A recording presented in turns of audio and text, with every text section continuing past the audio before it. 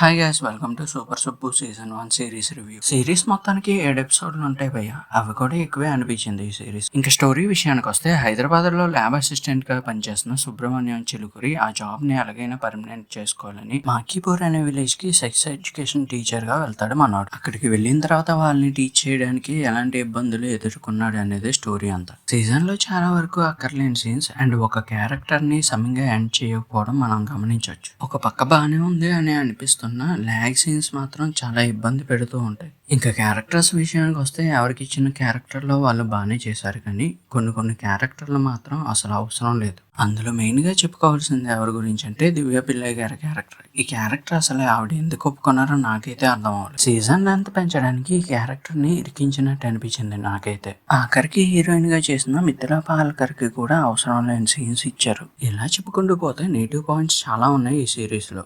నాకు నచ్చిన క్యారెక్టర్ అయితే మురళీ శర్మ గారి క్యారెక్టర్ చాలా బాగా నచ్చింది. ఇందులో యాక్షన్ సీన్స్ అంటూ ఏమీ ఉండవు, మొత్తం అంతా కామెడీ మీదే ఫోకస్ పెట్టి చేశారు, కానీ ఎక్కడ కామెడీ వర్కౌట్ అవ్వదు. ఆఖరికి సందీప్ కిషన్ చేసిన సుబ్రహ్మణ్యం చిలుకూరి క్యారెక్టర్ కూడా ఓకే అన్నట్టుగా ఉంటుంది. ఈ సిరీస్ కి పెద్ద మైనస్ పాయింట్ ఏంటంటే, బీజిఎం అసలు వర్కౌట్ అవ్వదు అక్కడ.